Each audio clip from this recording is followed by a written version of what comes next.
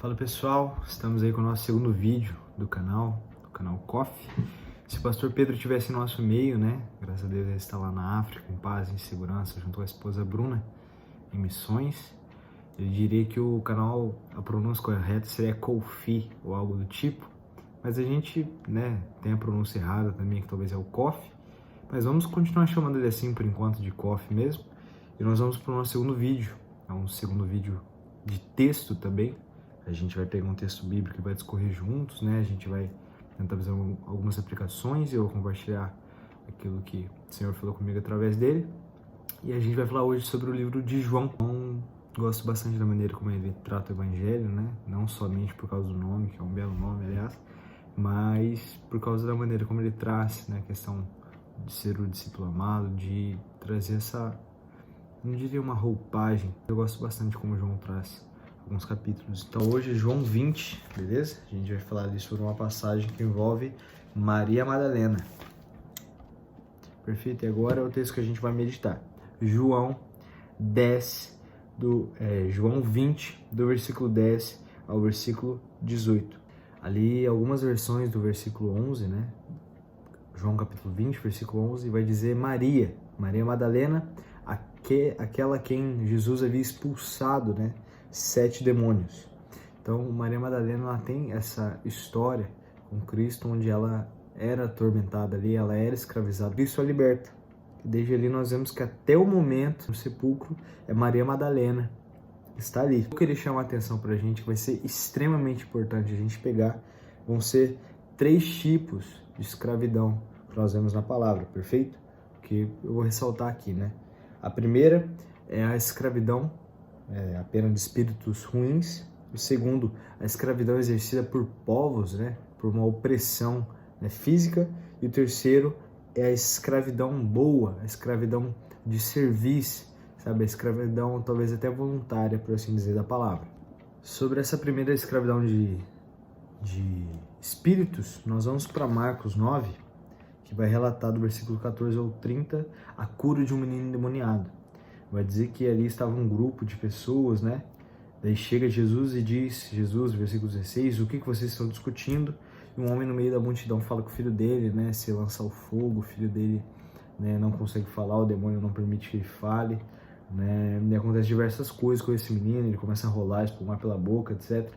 E diz que os discípulos não conseguiram expulsar esse demônio. Nós sabemos que Cristo, ele é poderoso demais, né? Todos se submetem a ele.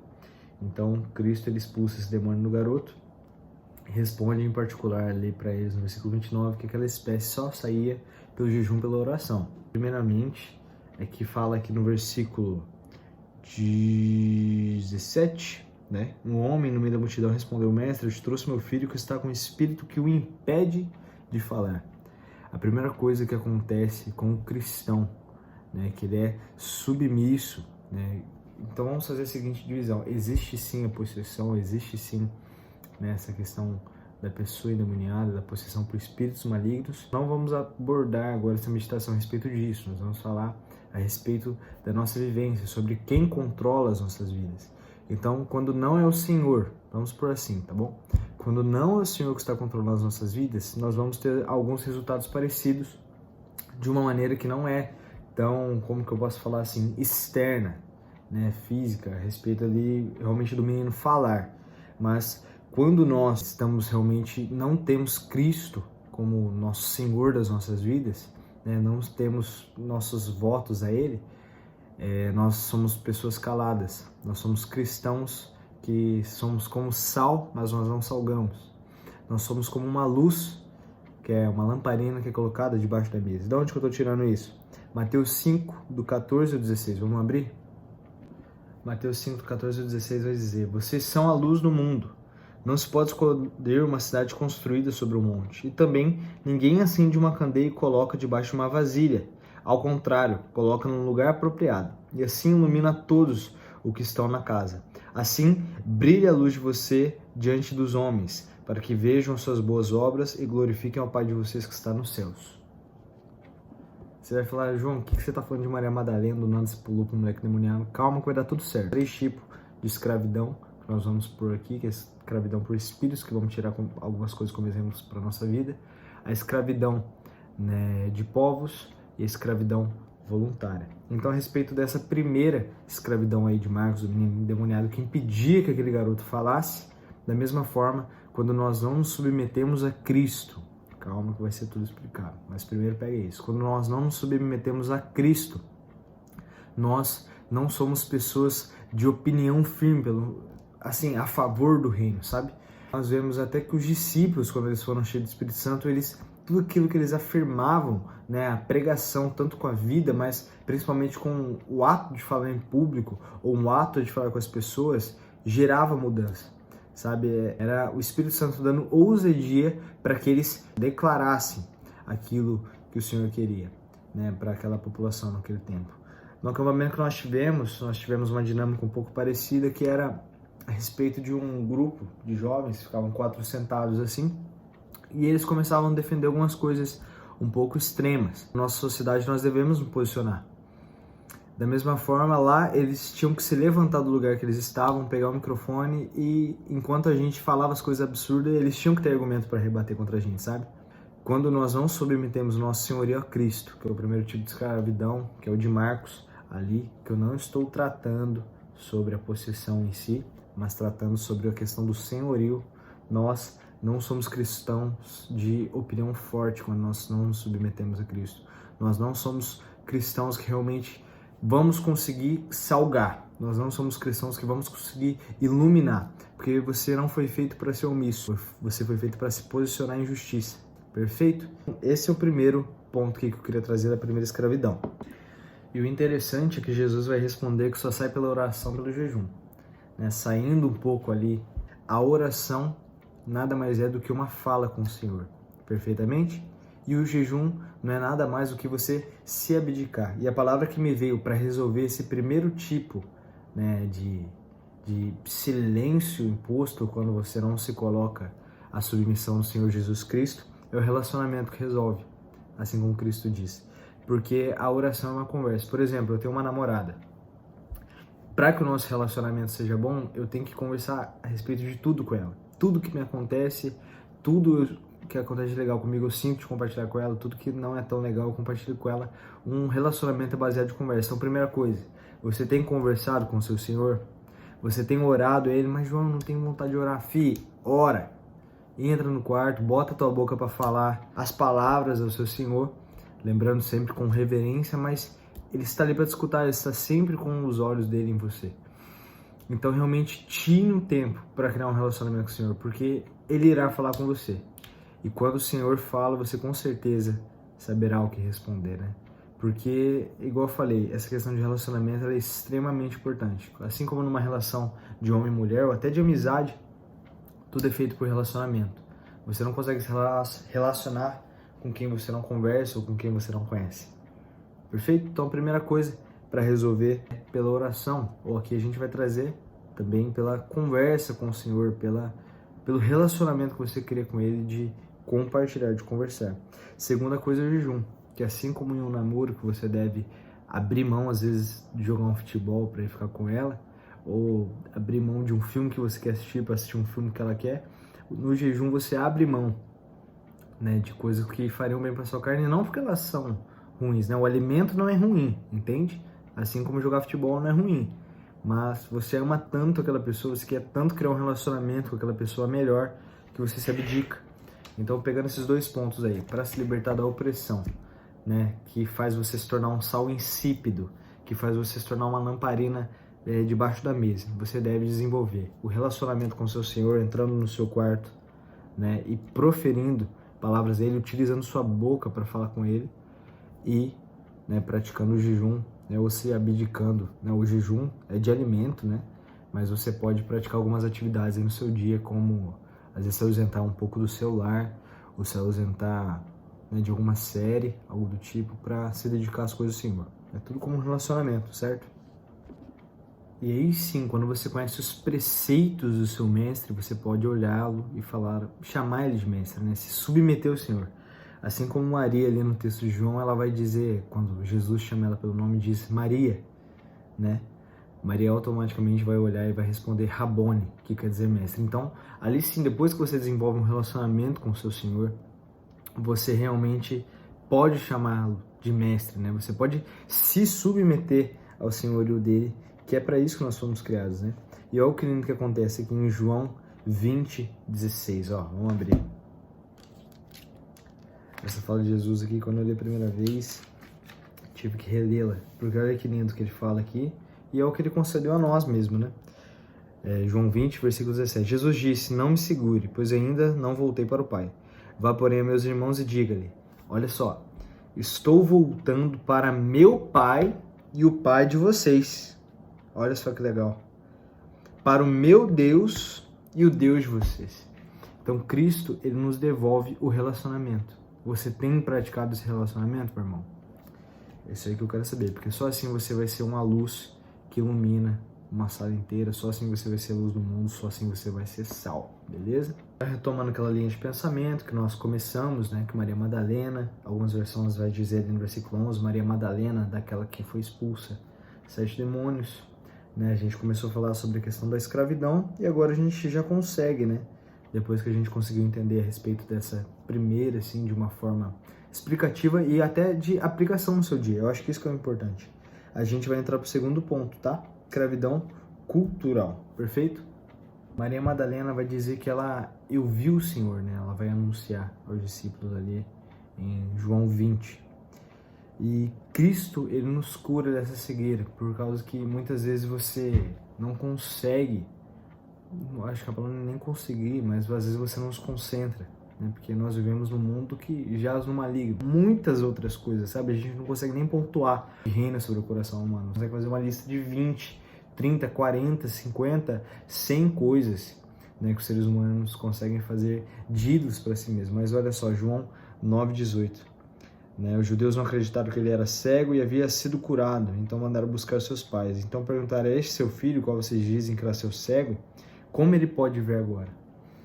Então, primeiro a opressão do mundo, de queremos que a gente se submeta a essas outras riquezas, né? É algo automático, é algo no nosso coração, mano.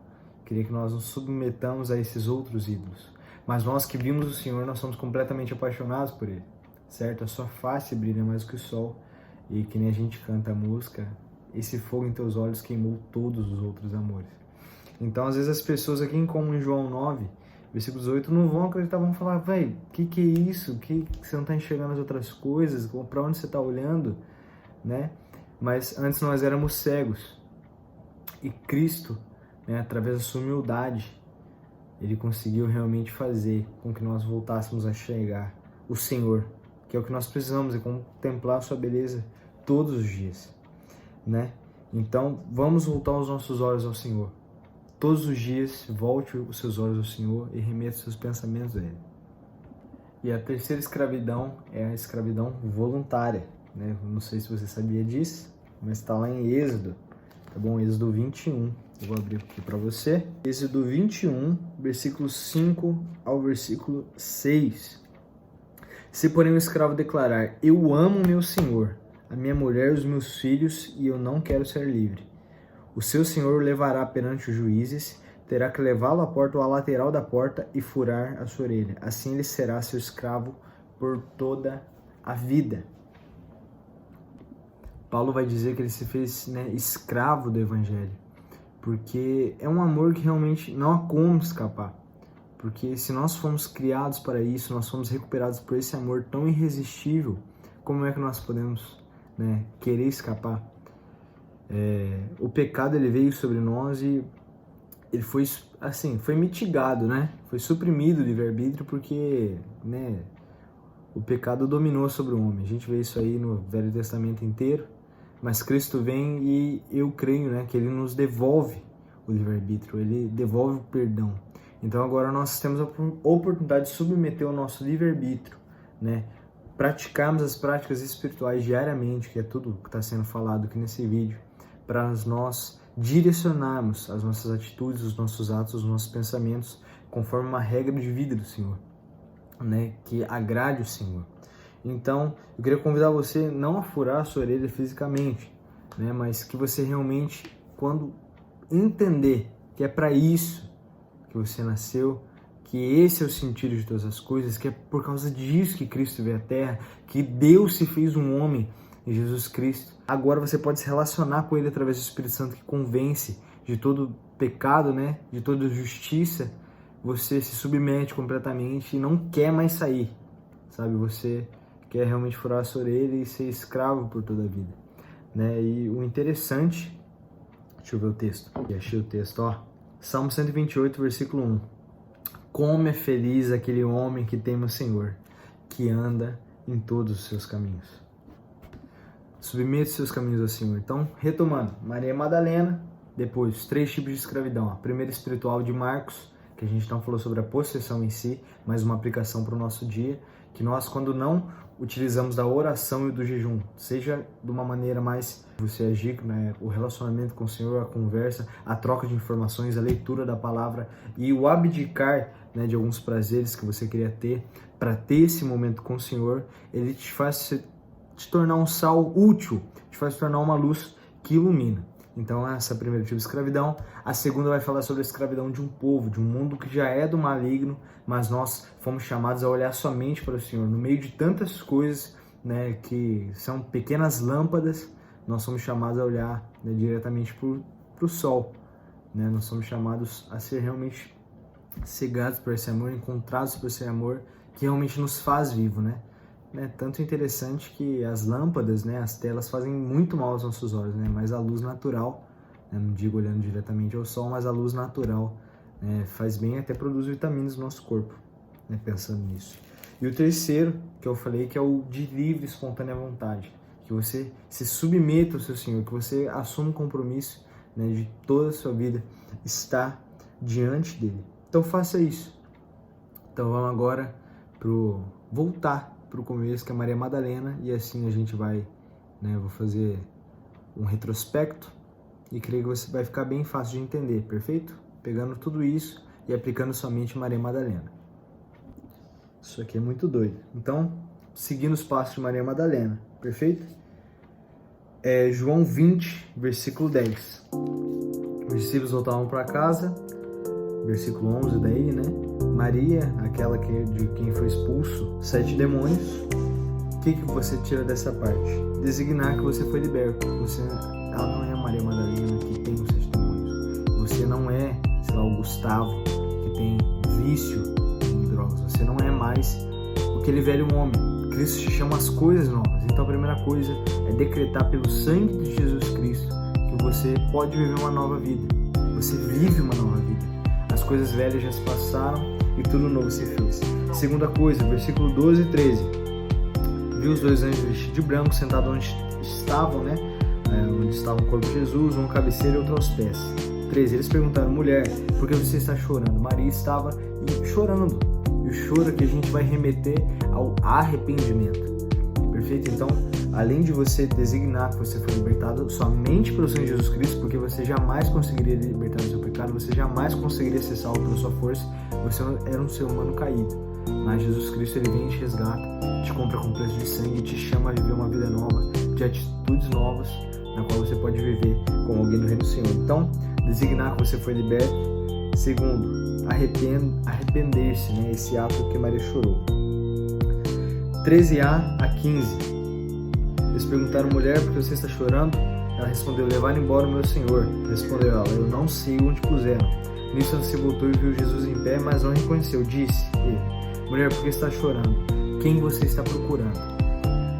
Todos nós estamos em busca de algo, né? Até na filosofia, na história da humanidade, o ser humano sempre está em busca de uma coisa.